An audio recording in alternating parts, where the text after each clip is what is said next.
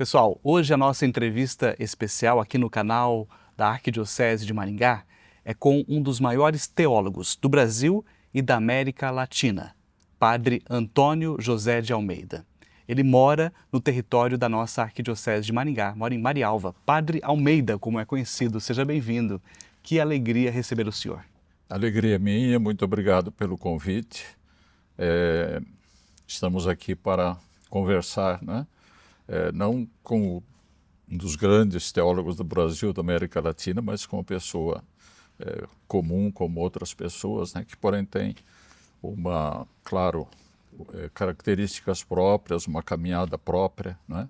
Mas gente como a gente, nada de tão especial assim. E o que nos motiva são os 50 anos de ordenação presbiteral, que o senhor celebra agora em 2024. Também nossos parabéns, padre. Eu nasci no dia 4 de agosto de 1949, fui ordenado diácono no dia 10 de agosto de 1974 e presbítero no dia 12 de outubro de 1974.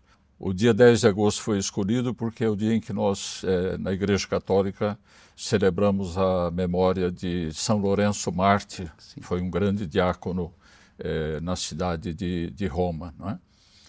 E o dia 12 de outubro, por ser o dia de Nossa Senhora Aparecida, não é? Agora, no dia 24 de agosto, como você falou, ocorreram duas coisas. Na história do Brasil, o suicídio de Getúlio Vargas. E 2 anos depois, não é, a morte da minha avó paterna, não é? Então, essas datas aí são datas assim que fazem parte, digamos, da minha vida. Do contexto em que o senhor nasceu, né? Do contexto, exato. Quanta vida, né, padre? Agora, o senhor nasceu em agosto, mas o registro oficial foi feito quando? De fato, no registro consta 4 de outubro de 1949. Aí por quê? Eu não sei se hoje é assim também, mas na época havia uma multa quando os pais atrasavam em registrar os filhos, né? E me parece que meu pai demorou muito para me registrar e para evitar essa multa, então foi trocada a data do meu nascimento, né? Então, pelo registro é 4 de outubro, agora na realidade foi 4 de agosto. Em que cidade o senhor nasceu? Eu não nasci numa cidade, eu nasci num patrimônio, menos que um patrimônio, que se chamava Bairro do Barro Preto, na zona rural. Ali moravam os meus avós paternos, maternos, né?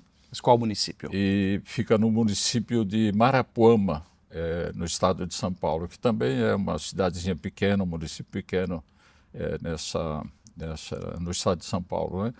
A referência maior ali, atualmente, é a cidade de Catanduva, onde eu fui batizado. Atualmente é sede de uma diocese, né? Então foi ali que eu nasci, não é? O senhor cresceu ali também ou não? Não, porque eu devia ter uns 3 anos de idade e a minha família veio para o Paraná, né? Aí para a região de Colorado. Na verdade, atualmente, o lugar onde eu cresci, chamado Imbiaçaba, faz parte do município de Santa Inês, não é? Então, em 1952, eu acredito, meus pais vieram para o Paraná. Eu, um irmão mais novo meu, né? Então nós éramos crianças e tudo, né? Quando minha família mudou aqui para o Paraná. Os pais trabalhavam com o quê? Meus pais eram agricultores, né? Tanto da parte paterna como da parte materna. Agora, a família do meu pai, ela lidava mais na área da pecuária, né? Então, meu pai, além de trabalhar na agricultura, ele trabalhava também com gado. E meu pai veio para o Paraná para abrir uma fazenda de um pessoal de Catanduva, né? Nessa cidadezinha chamada Imbiaçaba, né? Então, quando nós chegamos lá, praticamente era mato ainda, esse patrimônio estava começando e meu pai veio abrir essa fazenda que era ao mesmo tempo de gado e de café, não é?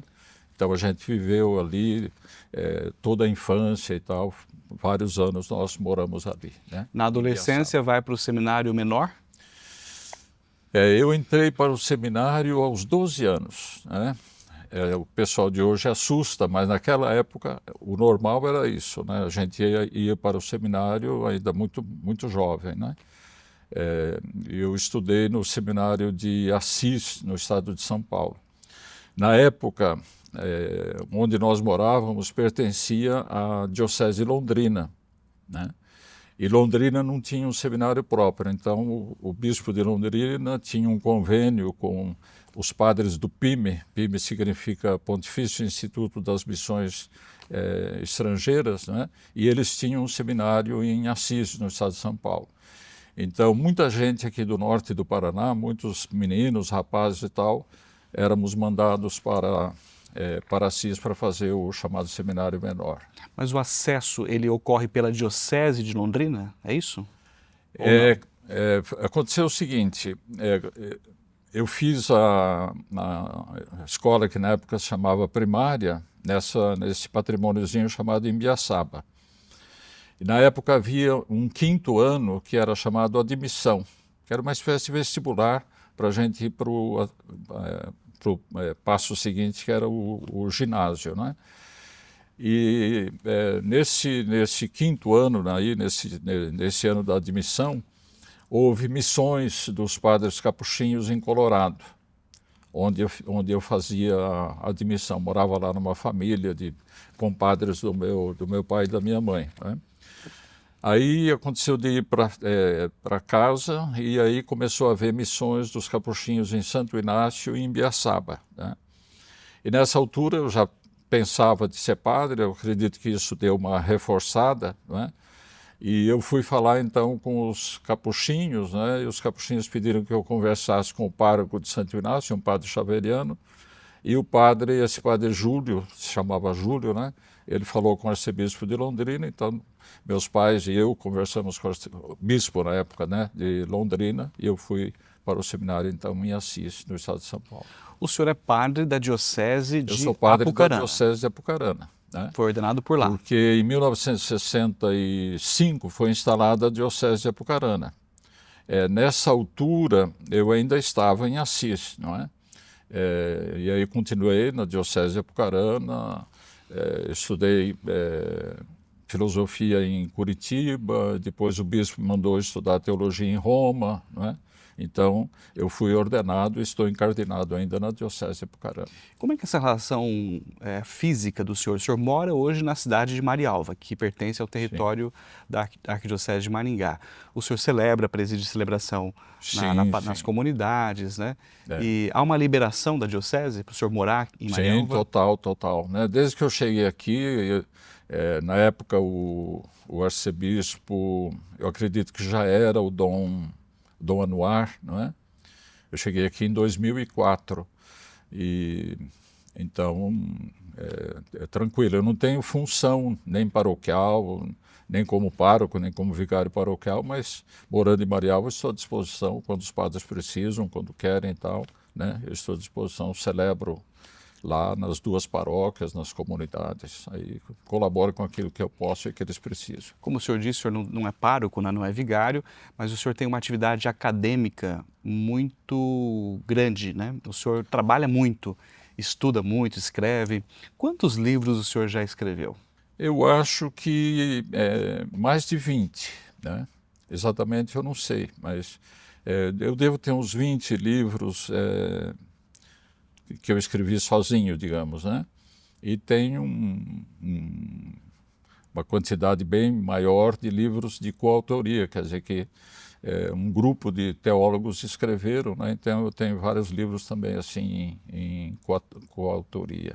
Esse caminhar na vida acadêmica, esse gosto pelo estudo da teologia, foi despertado em que momento da sua caminhada? Exatamente eu não sei. Eu me lembro de uma coisa assim que me chamou a atenção, porque quando foi criada e instalada a Diocese de Apucarana, eu estudava ainda em Assis, e me lembro que o bispo de Apucarana, o primeiro bispo de Apucarana, Dom Romeu Alberti, foi nos visitar no seminário de Assis, não é? E eu me lembro que quando ele chegou, lá, não sei, o reitor, alguém da administração do seminário foi me procurar e me acharam na biblioteca, né? Então, eu acho que desde cedo eu me interessei por estudar e tal, né? Me lembro que na escola primária eu era chamado para fazer declamação de poesias. Eu me lembro que uma vez veio fazer uma visita lá em Biaçaba o bispo de Londrina, então me chamaram para fazer para saudar o bispo e tal. Então, acredito que desde o início assim tinha alguma coisa já relacionada com esse campo aí da leitura, do estudo, etc. A formação acadêmica, filosofia, teologia, mestrado, especialização, doutorado? Eu fiz o curso de filosofia em Curitiba, né? Naquilo que seria mais tarde a PUC, não é? A Pontifícia Universidade Católica do Paraná. Na época se chamava Faculdade de Filosofia, Ciências e Letras. Lá eu fiz 3 anos. Aí o bispo de Apucarana resolveu me mandar para fazer teologia na Itália. Então eu não terminei a filosofia naquela época, né? Aí eu fui para Roma fazer o curso de teologia e mais tarde nós concluímos o curso de filosofia em Palmas, inclusive o bispo junto, né? Então, eu, por exemplo, o Dom João Braz de Avis, nós fomos colegas de seminário em Assis, né? Depois em Curitiba, depois em Roma, né? E também o curso de filosofia nós concluímos na cidade de Palmas, onde a diocese estava dando os primeiros passos, né, dessa faculdade, né? O Então, eu fui doutorado, colega desse pessoal aí, né? Inclusive do Dom João Braz de Avis, né? que hoje é cardeal, trabalha com o Papa Francisco em Roma, né? Isso, exatamente. O senhor estudou qual temática no doutorado? O meu doutorado foi sobre os novos ministérios na Igreja da América Latina. Quer dizer, a minha área o meu foco, né, na teologia é sobretudo a eclesiologia, que é a reflexão a respeito da igreja, né? E dentro da reflexão sobre a igreja, a questão dos ministérios. E eu escolhi esse tema porque a Diocese de Apucarana, na época do primeiro bispo, ela valorizou muito essa questão das comunidades e dos ministérios, né? Tanto assim, por exemplo, que as pastorais na Diocese de Apucarana não são chamadas de pastorais, são chamadas de serviços. E serviço é a palavra na língua portuguesa que traduz a palavra ministério, né, da língua latina. E as nossas comunidades de base em Apucarana, elas não são chamadas de comunidades de base, elas são chamadas de diaconias.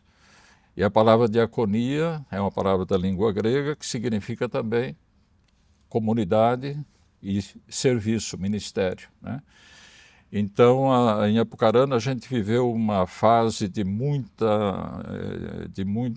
entusiasmo, de muita criatividade, de muita atividade, né?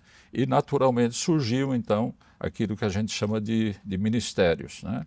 E, além disso, eu me lembro que, quando eu estudava teologia na Gregoriana, a gente participava, acho que no 3º ano, de um seminário como um grupo, né, que estuda um determinado tema.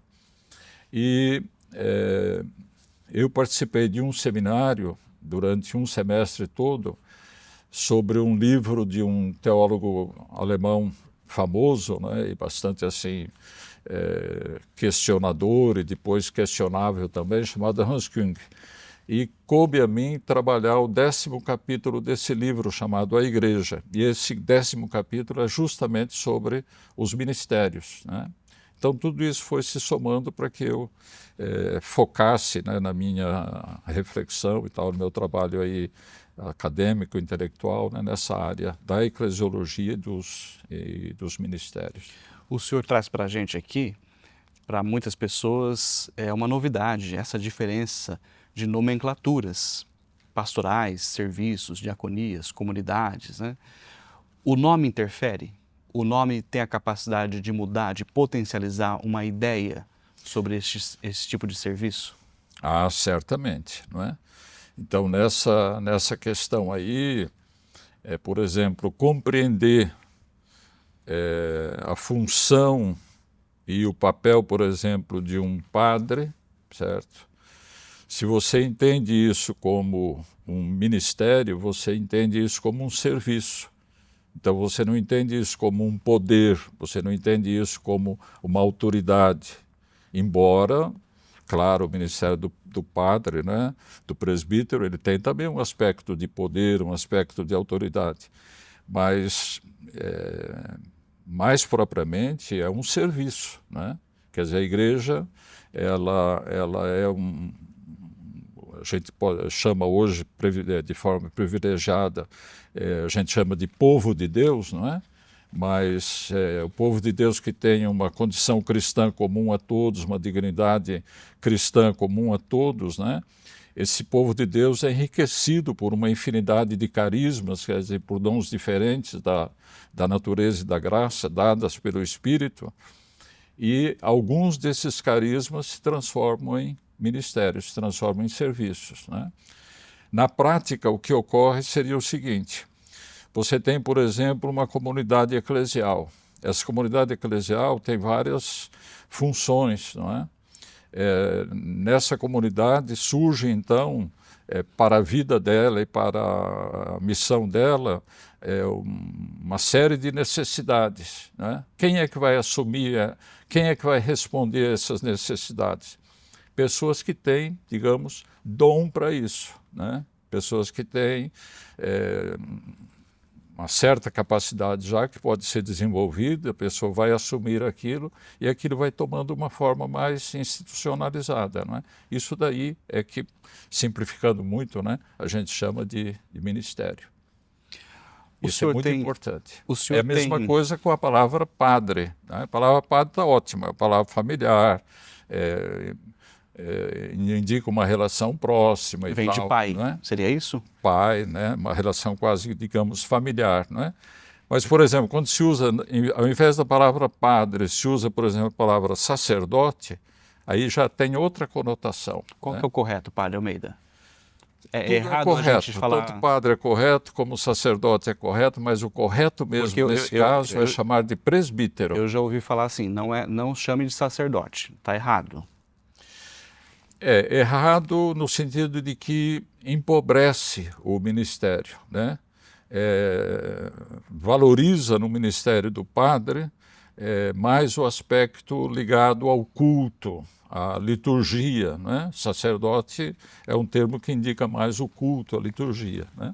Mas o ministério, no Novo Testamento, nesse caso, o nosso ministério, ele é chamado de ministério presbiteral, ou então são presbíteros, não é? São presbíteros. Aliás, isso é muito importante. No Novo Testamento, a palavra sacerdote, no singular ou no plural, é empregada para os sacerdotes pagãos, para os sacerdotes judaicos, certo? Mas não é empregada nenhuma vez para o ministro da igreja.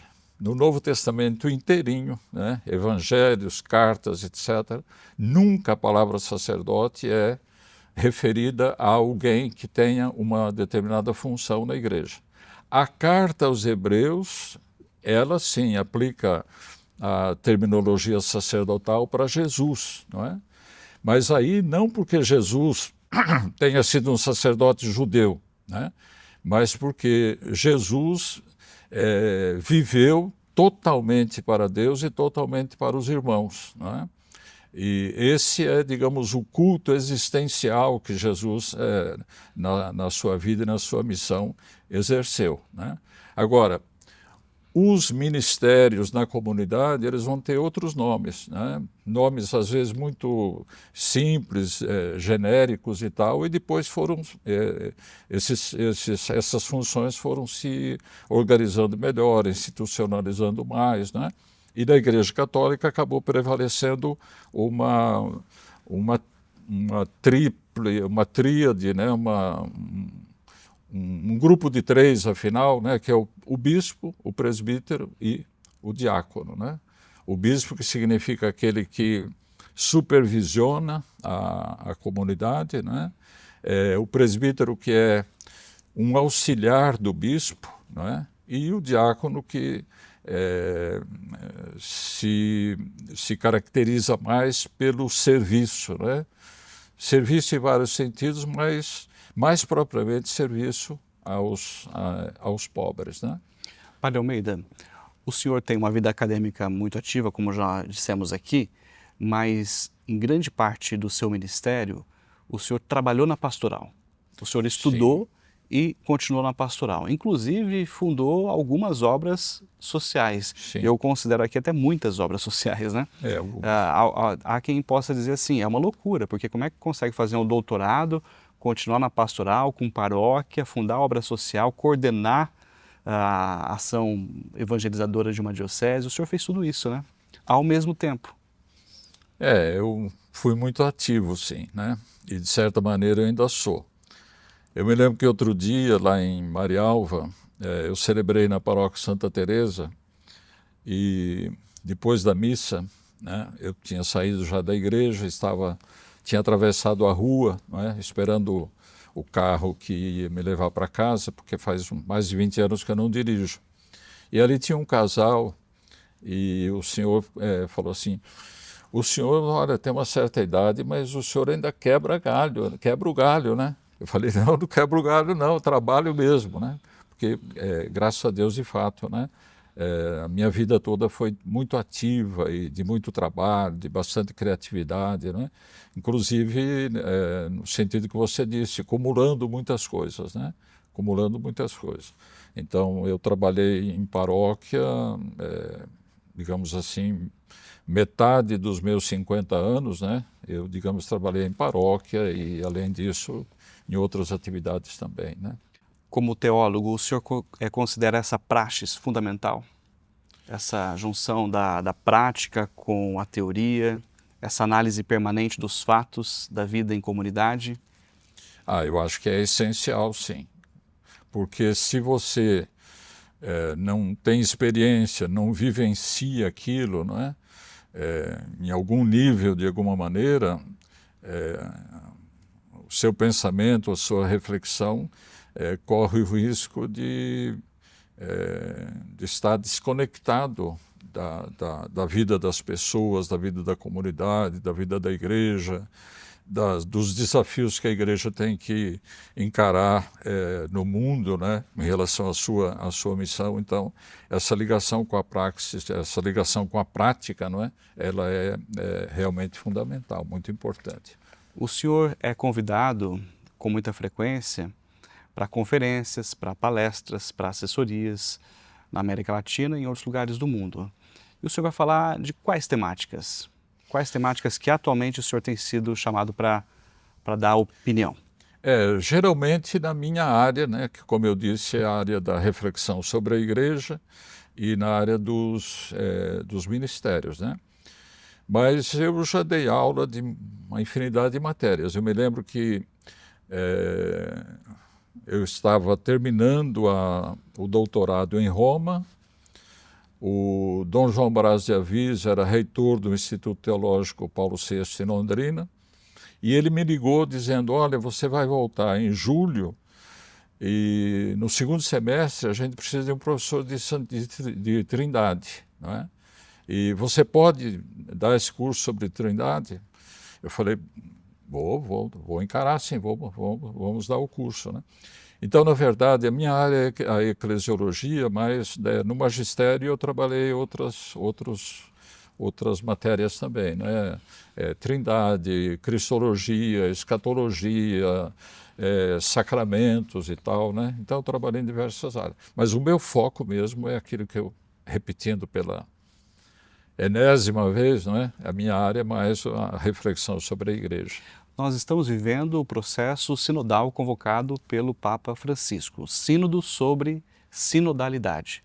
O senhor participou de algum momento? De quais etapas que o senhor contribuiu? Olha, primeiro, não dentro do sínodo, mas num grupo que se formou com teólogos de várias partes do mundo, sobretudo da Europa. Eu estive presente durante o sínodo da Amazônia, então isso foi em 2019, né? Então esse grupo se reunia ali perto do Vaticano, numa casa dos carmelitas, e a gente então ficava à disposição dos bispos, né? Se pedissem alguma assessoria e tal, né? E a gente também tinha ideias, propostas e tal para fazer aos padres sinodais, de modo que pudesse isso ser discutido também dentro do sínodo, né? Isso foi em 2019. E no ano passado, já na fase romana, digamos, do sínodo sobre a sinodalidade, nós formamos um novo grupo, e eu estive presente também durante todo o período do sínodo nesse grupo, né, em contato e tal, com alguma conexão com os bispos, né, para assessorar e colocar temas, colocar propostas, né, para que, de alguma forma, contribuísse também com os trabalhos do sínodo, né? O sínodo sobre sinodalidade é algo marcante na história do cristianismo, na história da igreja. Já havia acontecido isso antes? Creio que não. Um levantamento global de ideias, sugestões, opiniões sobre a estrutura da igreja. É algo muito grandioso que tem acontecido, não? Olha, e é o seguinte, a igreja, historicamente, tem digamos, uma vida, uma atividade sinodal desde os inícios, né? Então, sínodo não é uma realidade nova, né? Sínodo não é uma instituição nova, é tão antigo como a igreja. Vou dar 3 exemplos. Se você pega o livro dos Atos dos Apóstolos, já no primeiro capítulo, o texto diz que os discípulos se reuniram, não é? Para encontrar um substituto para Judas, que tinha deixado o grupo dos 12, traído Jesus e tal, né? Então os discípulos se reúnem em Jerusalém para ver quem é que vai ocupar o lugar deixado vago por Judas para reconstituir o grupo dos 12. E ali não são os 12, os 11, digamos, que resolvem essa questão sozinhos. Eles reúnem todos os discípulos e os discípulos, então, acabam escolhendo Matias, não é?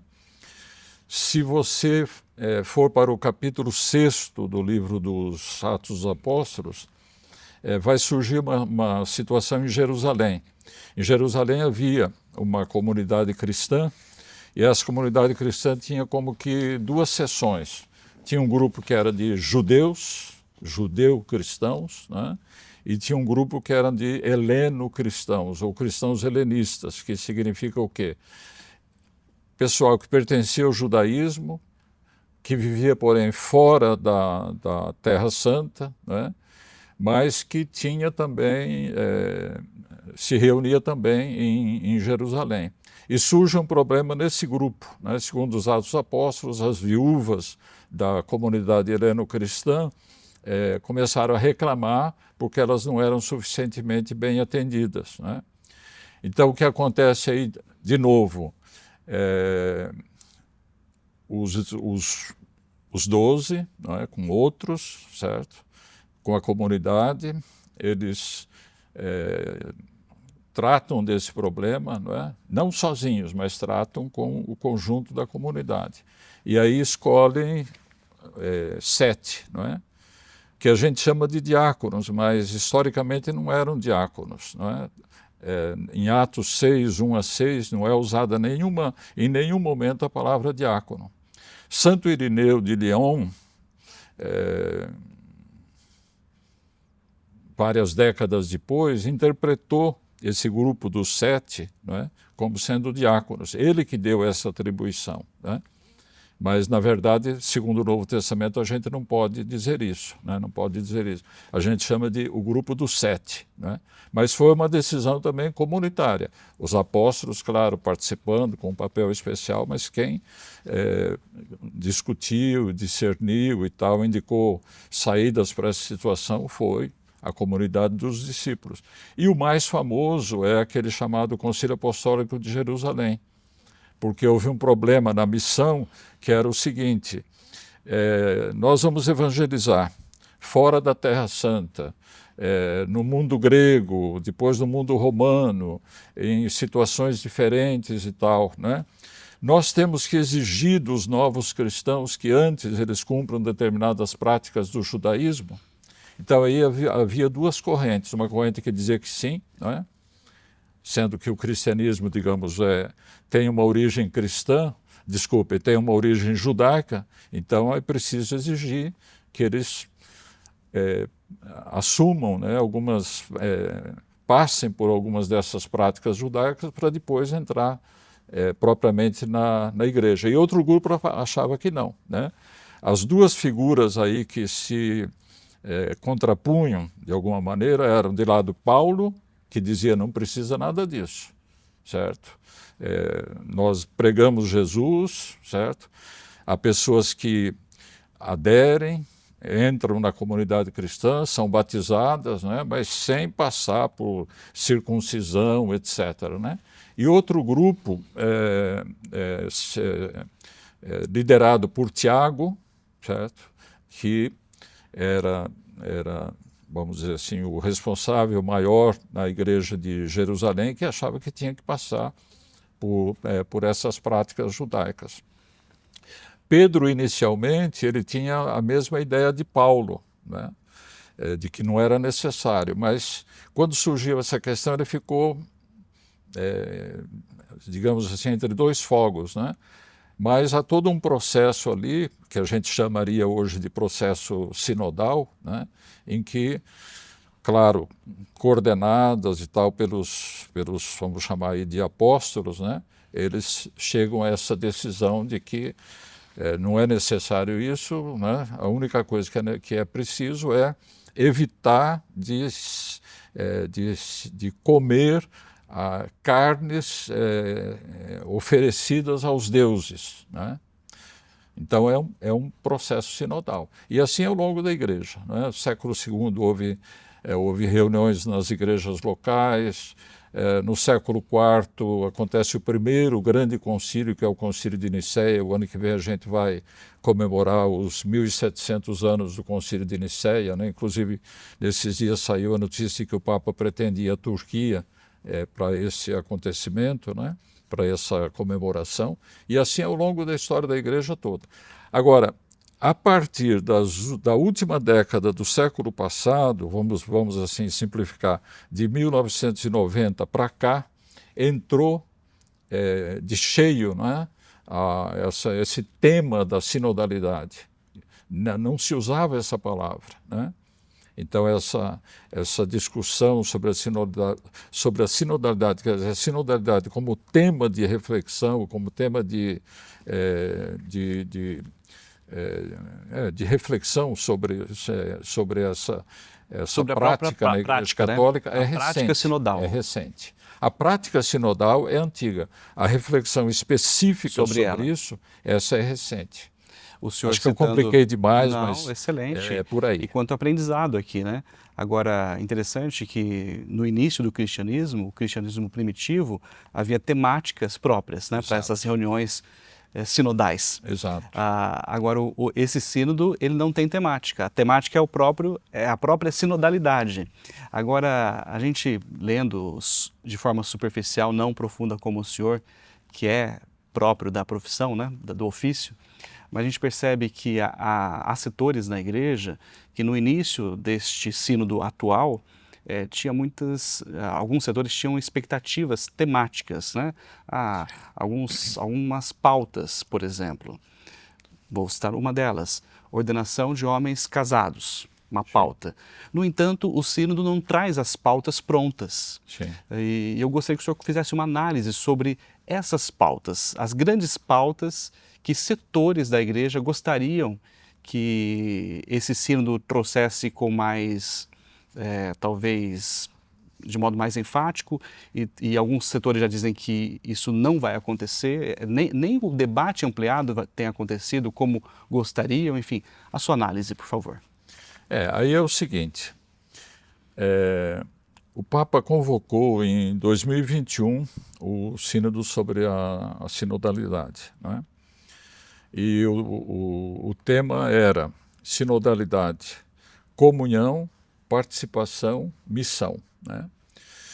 As coisas começaram a andar e aí já foi feita uma primeira correção, digamos, né? Ao invés de sinodalidade, comunhão, participação, missão, ficou assim: sinodalidade, comunhão, missão, participação, né? Quer dizer, isso é mais correto, porque a igreja é comunhão, mas é ao mesmo tempo missão, e todos os membros da igreja devem participar, seja da igreja como comunhão, seja da igreja como missão.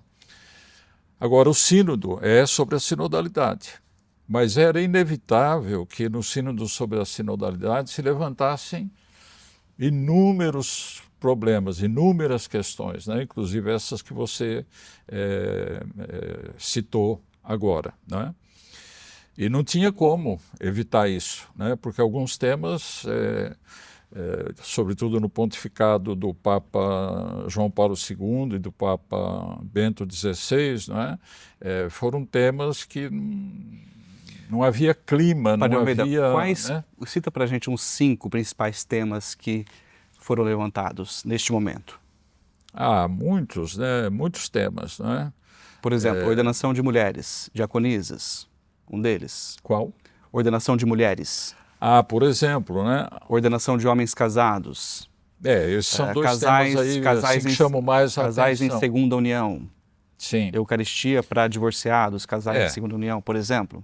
Então, essas temáticas. Na primeira fase, na primeira sessão do sínodo, né, de fato, claro, se tratou de sinodalidade, mas emergiram essas questões todas, né? Agora, na segunda fase,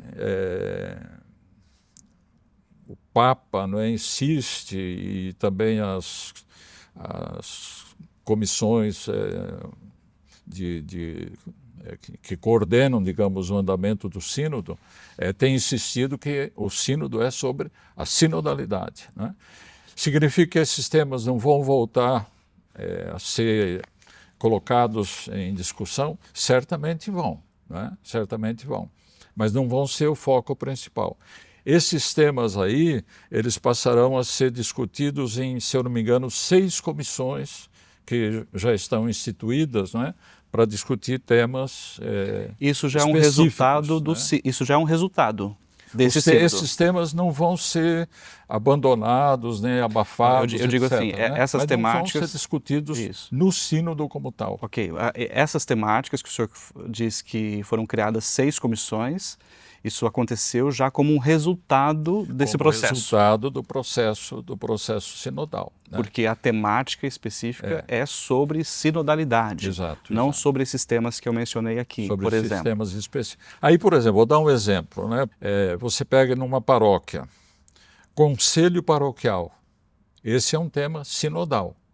Por quê? Porque na paróquia um grupo de pessoas, né, que com o pároco vão olhar a realidade da paróquia, não é? Conhecer a história da paróquia, detectar quais são os desafios que se apresentam à vida da paróquia naquele lugar, não é?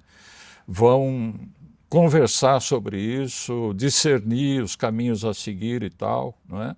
Até que se chegue a uma conclusão. Então, esse é o tipo de tema que vai entrar na segunda sessão do sínodo, essa de outubro desse ano, não é? Por quê? Porque conselho paroquial é uma instituição sinodal, né?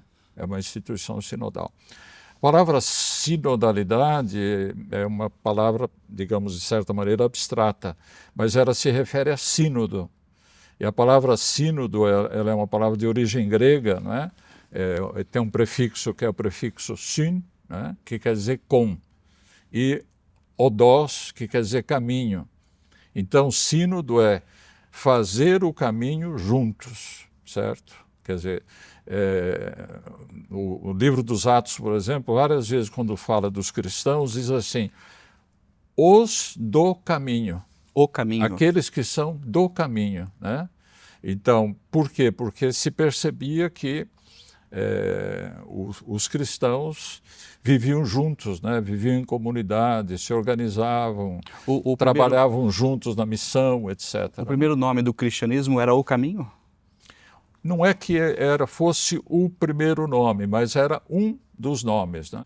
Depois, é claro que, por exemplo, tomou o nome igreja, né, que vem também da língua grega, eclesia, não é? E que era aplicado também para grupos de outras religiões, não é? Que os cristãos adotaram, então, para, por exemplo, se dizer a si mesmo. E outros, né? Povo de Deus, corpo de Cristo, etc., né? São diversos nomes para dizer essa realidade aí, que é a realidade que nós chamamos hoje de realidade da igreja. Padre Almeida, quanto conhecimento, né? Para mim foi muito esclarecedor, espero que para você também tenha sido, essa questão sobre o sínodo.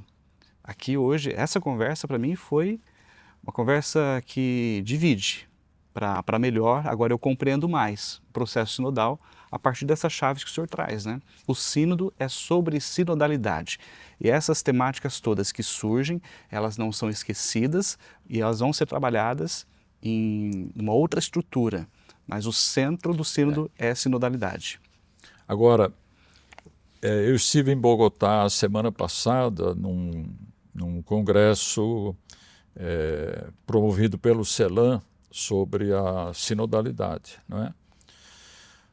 Nós éramos umas 200 pessoas, né? E havia um grupo de teólogos do mundo inteiro, né? E foi um excelente congresso, né? Eu participei de um painel e nesse painel dei uma conferência. E vai sair um livro, então, sobre esse...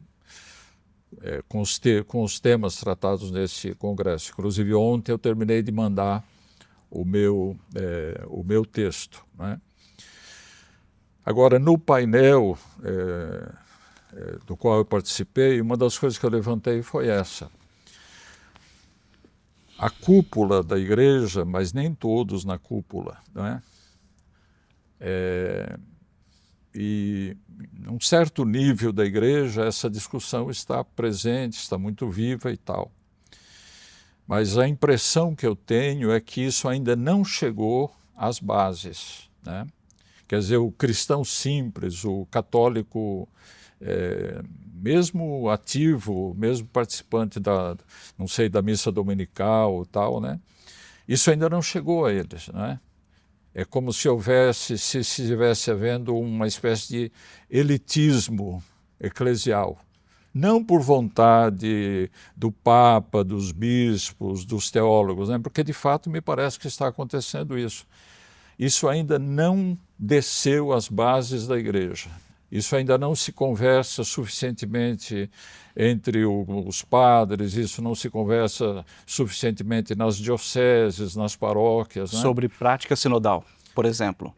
Exatamente. Tanto no nível teórico como no nível da prática. Aliás, eu acho que isso está acontecendo também em relação ao Concílio Vaticano II, porque sem o Concílio Ecumênico Vaticano II, a gente não estaria hoje, digamos, conversando sobre sinodalidade. O concílio é uma das bases, né, que permite essa discussão, um referencial importante para essas discussões, né? Eu acho também que o concílio é algo ainda ignorado, né, desconhecido pela maioria dos católicos, né? A maioria dos católicos. Aliás, desculpem aí os colegas, né, mas às vezes os próprios padres, né, não tem suficiente conhecimento do que foi e do que decidiu e dos documentos do concílio. Eu acho nesse sentido que deve haver uma volta ao concílio, não para repeti-lo, né, porque isso não tem sentido, mas para atualizá-lo, conhecê-lo, interpretá-lo diante das situações novas que a Igreja vive, né? Então essa discussão sobre a sinodalidade, ela tem que chegar às bases, certo? Tem que chegar às bases. Nesse sentido, eu pessoalmente proponho uma série de coisas. Por exemplo, conselho pastoral paroquial tem que ser obrigatório. E as decisões não vão ser tomadas só pelo pároco. A reunião do conselho, a discussão de algum tema no conselho deve ser tal e conduzida de tal maneira que se chegue a um consenso que seja admitido por todos ou pela imensa maioria, né? O pároco seria obrigado a assumir isso. A gente não pode chegar, digamos, a essa conclusão, né, assim, de forma dogmática, não é? Mas ele teria, né, como que a responsabilidade de assumir isso, achando em consciência que não pode assumir, né, ele teria que convocar novamente o conselho, recolocar em discussão aquilo que não se chegou suficientemente a convencê-lo, né? Se for necessário que ele recorra ao bispo diocesano para se aconselhar, porque sinodalidade é busca de consenso para que a Igreja possa caminhar unida, não é? Na sua vida e na sua missão, certo? Conselho de Assuntos Econômicos, a mesma coisa. Esse é obrigatório já pelo Código de Direito Canônico. O Conselho Pastoral não é obrigatório ainda? O Conselho Pastoral não, fica a critério do bispo criá-lo em nível diocesano, certo? E também fica a critério do bispo, dependendo das circunstâncias, criar na paróquia. Então, na verdade, um dos resultados do sínodo vai ser uma mudança do Código de Direito Canônico, certo? Essa é a implicação mais forte, vai ser isso. Vai ter que se fazer se encaminha para isso. Profundas tem no se Código encaminhado de para Direito isso. Canônico. Por exemplo, nessas matérias que eu estou falando, né? Nessas matérias aí. Porque senão não vai se viver a sinodalidade, né? Vai continuar havendo aí, não sei, clericalismo, autoritarismo, né? Centralização das decisões, certo? Isso não é sinodal, isso não é sinodal. Isso não respeita a condição cristã comum, a dignidade cristã dos membros da igreja, né? Por quê? Porque um grupo na igreja que é necessário, sem dúvida, né? Que é o bispo, os presbíteros e tal, né?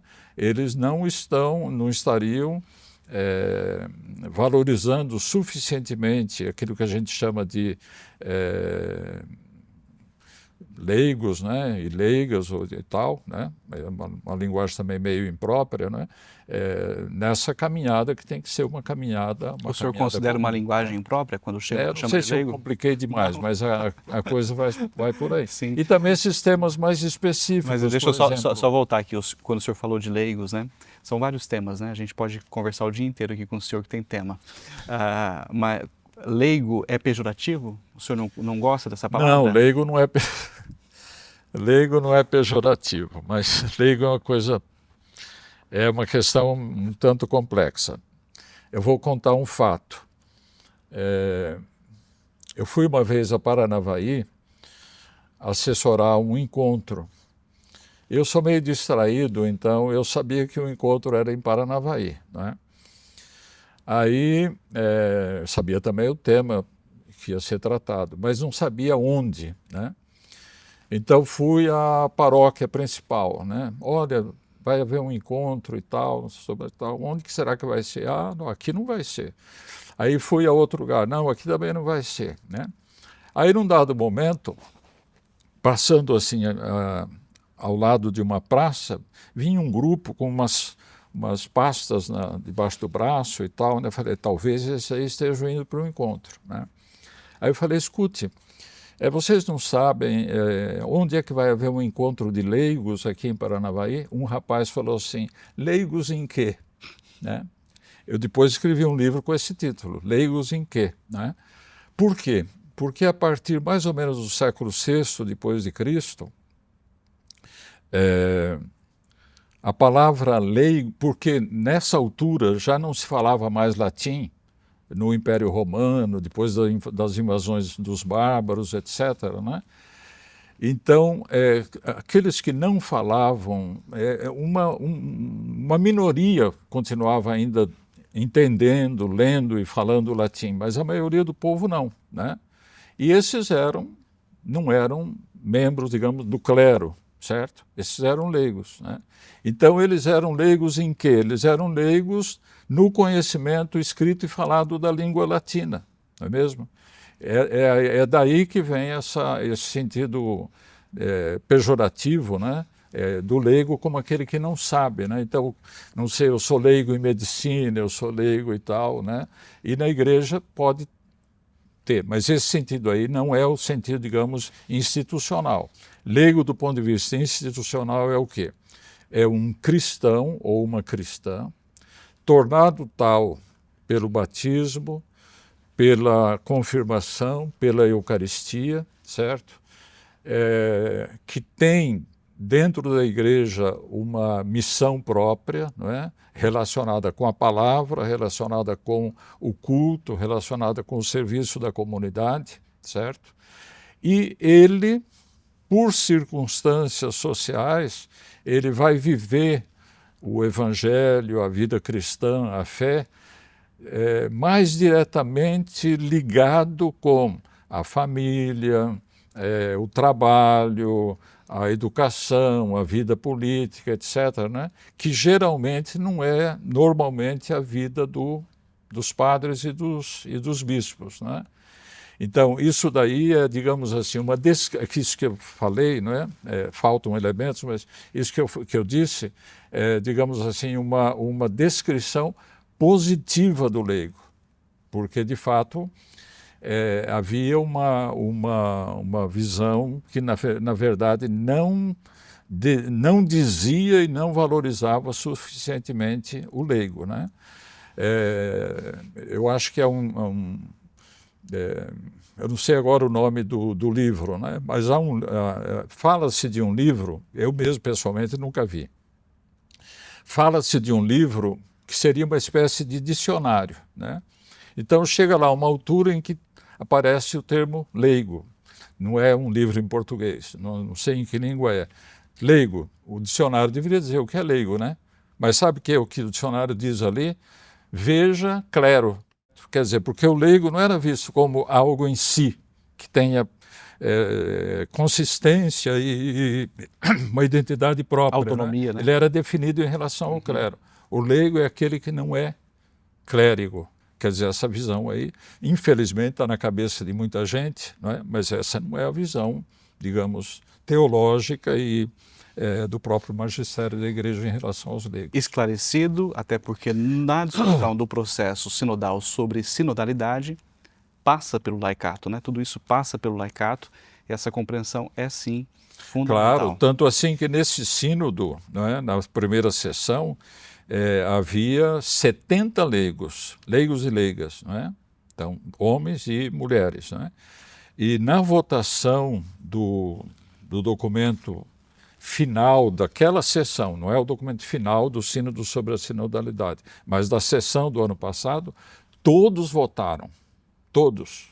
Papa votou, bispos votaram, padres votaram, religiosos votaram, e leigos e leigas votaram também, né? Não se sabe se no final da segunda sessão do sínodo sobre a sinodalidade todos vão votar e o Papa vai assumir isso como documento do sínodo, certo? Porque quando há um sínodo, o sínodo, digamos assim, conclui uma série de coisas, isso é entregue ao Papa, né? E o Papa pode, digamos, quase que como que automaticamente assumir aquilo como documento do sínodo todo, ou então ele pode, depois do sínodo, escrever uma chamada exortação apostólica sobre tudo aquilo que foi discutido no sínodo, mas não repetindo exatamente o que foi feito, né? Mas acrescentando ou suavizando ou até mudando alguma coisa que o sínodo como tal definiu, concluiu, né? Padre Almeida, muito obrigado pelo seu tempo, pela sua disponibilidade. Conversamos sobre sua vocação, sua história, sua vida e sobre temas que fazem parte aí da sua natureza também, de vivência pastoral, acadêmica. Eu gostaria de passar o dia inteiro aqui perguntando para o senhor sobre todas essas temáticas. Não vale a pena ser assim enjoado daqui a pouco. Mas a gente vai criar novas oportunidades para tratar sobre isso, né? Sobre sinodalidade, que é um assunto tão importante para a gente aprender. Eu fiquei encantado com essas definições. Para mim foi muito pedagógico esse momento. Eu agradeço muito o senhor e coloco aqui a palavra também para finalizar a sua fala final, a expectativa do senhor como igreja, né? O que o senhor espera dessa igreja, desse processo sinodal, dessas mudanças estruturais? O que o Padre Almeida deseja? Olha, não sei o que eu desejo, né? Lá na Colômbia, nesse meu texto, a parte final se chama Eu Sonho, né? Então ali eu coloquei vários assuntos sinodais, né, com os quais eu sonho, né? Então eu poderia dizer isso, que eu de fato eu sonho com muita coisa, né? Às vezes eu até grito sonhando, né? Mas vou reformular a pergunta. O que o Padre Almeida sonha? Exato. Então eu sonho, por exemplo, né, que os conselhos sejam obrigatórios em todos os níveis de igreja, que os conselhos, né, também tenham o poder de decidir, certo? Claro, com o Papa, com o Bispo, com o pároco, né, mas tem o poder de decidir, né, sem negar, claro, a autoridade do Papa, do Bispo, do pároco, né? Eu sonho, por exemplo, que as mulheres possam ser ordenadas diáconas, né? Porque houve mulheres diáconas durante muitos séculos na história da igreja. O termo seria inclusive, diaconisa? Eram ordenadas com o mesmo rito pelo qual eram ordenados os diáconos, né? O termo correto são diaconisas ou diáconas? O termo, qual que é o termo correto? Diaconisas ou diáconas? O nome é diáconas, né? Não vou explicar agora, mas o nome é diáconas, né? Inclusive porque no Novo Testamento, na Carta aos Romanos, no finzinho da Carta aos Romanos, quando Paulo saúda várias pessoas e várias igrejas, ele saúda uma tal de Febe, que era diácona, diz o texto, né? Diácona, no porto afinal, um porto que havia lá na cidade de Corinto, né? Sencreia é o nome do porto, né? Não porque esse termo diácona, já naquela altura da história da igreja, tivesse o sentido de diácono ou de diácona depois, mas pelo amor de Deus, não vou explicar isso também, mas afinal ele chama de diácona, né? De diácona. Então as mulheres as mulheres teólogas, sobretudo, elas insistem que o nome tem que ser diácona e não diaconisa, mas não vou explicar mais do que isso, né? Eu sonho que homens casados, certo, com uma série de características e tal, possam ser ordenados presbíteros, não é? Certo? A lei do celibato terminou realmente de ser introduzida na igreja num dos concílios de Latrão, né, que foi que aconteceram depois do fim do primeiro milênio, né? Então entre 1089 e 1200, talvez 54, por aí, houve 5 concílios de Latrão, né?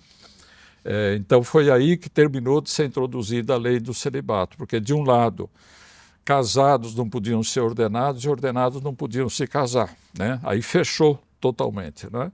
Mas eu acho que a igreja perde muito em não ter essa figura também de homens casados que são, por exemplo, presbíteros, né?